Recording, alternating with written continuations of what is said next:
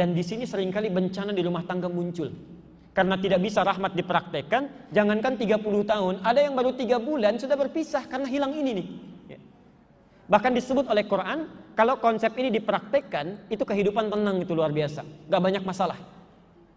Yuk kita mulai.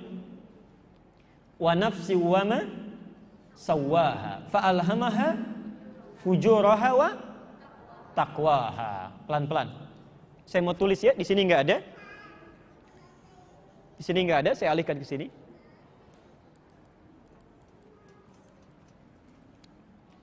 Lihat konsepnya Bu ya, karena rahmat itu terkait dengan perasaan.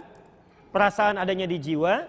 Jiwa disebut oleh Quran dengan nafas. Nafas. Di dalam jiwa manusia itu ada 2 perasaan. Takwa, sifat-sifat baik. Yang kedua fujur. Fujur, dorongan pada yang tidak baik. Nama lainnya nafsu. Nama lain fujur itu nafsu. Takwa terulang sebanyak 115 kali dalam Al-Quran. Nafsu terulang sebanyak 115 kali dalam Al-Quran. Ini baik, ini lawannya yang tidak baik.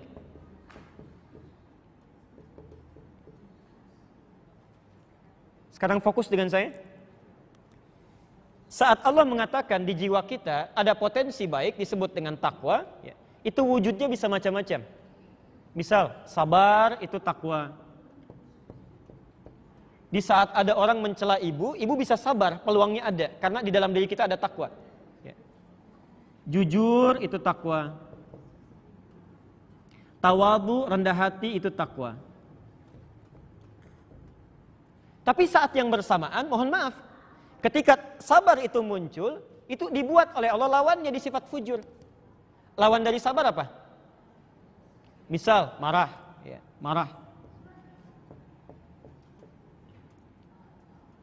Jadi dalam diri kita itu ada peluang bisa sabar, tapi ada potensi juga untuk marah. Seseorang mencela kita, ibu bisa milih itu. Bisa sabar, bisa marah, silahkan.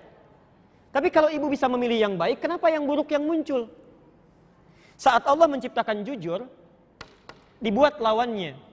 Lawannya dusta, bohong. Saat Allah menciptakan rendah hati, tawadhu, ada lawannya. Apa namanya? Sombong. Sekarang perhatikan, di sini konsepnya. Kita gagal dalam memahami ini, rumah tangga seringkali ada masalah. Lihat konsep Qurannya.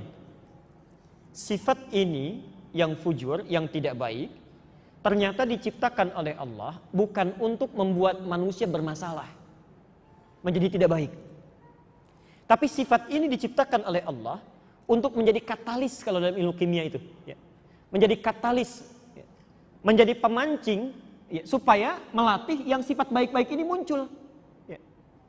Sifat yang jelek diciptakan, yang kelihatan jelek, bukan ingin menjadikan kita jelek, tapi sebetulnya untuk melatih yang baik-baik ini muncul. Kalau marah tidak diciptakan, bagaimana sabar ketahuan? Kalau dusta tidak dibuat, bagaimana jujur bisa tampak, gak akan kelihatan. Nah, cara paling mudahnya kata Quran, kalau kita mendapati sifat marah itu hadir pada lawan bicara kita, maka pahami, posisikan sifat marah itu untuk melatih yang sabar dari kita supaya muncul. Cara gampangnya, kalau ada di depan kita marah, yakinkan marah itu dimunculkan supaya sabar saya itu muncul. Marah dicipta supaya saya sabar. Di cara cepatnya, kalau ada orang marah, kita cepat sabar. Jelas ya? Ada orang bohong, kita harus jujur. Jelas sampai sini? Jadi kalau ini diterapkan dalam rumah tangga, enaknya luar biasa. Contoh, bapak pulang dari kantor, marah. Marah itu dibuat pada bapak dititipkan, bukan ingin menjadikan bapak pemarah, bukan. Tapi untuk melatih kesabaran di ibu supaya muncul. Berbahagialah kalau suami sedang marah. Itu artinya sedang dilatih kesabaran.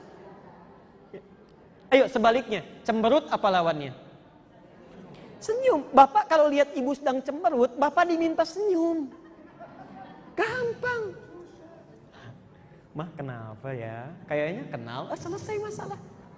Ini kadang gak nyambung, istri cemberut, suami marah, gak nyambung. Kenapa kamu begitu? Emang kenapa? Mulai masalah di sini. Teorinya gampang, prakteknya yang tidak mudah ya.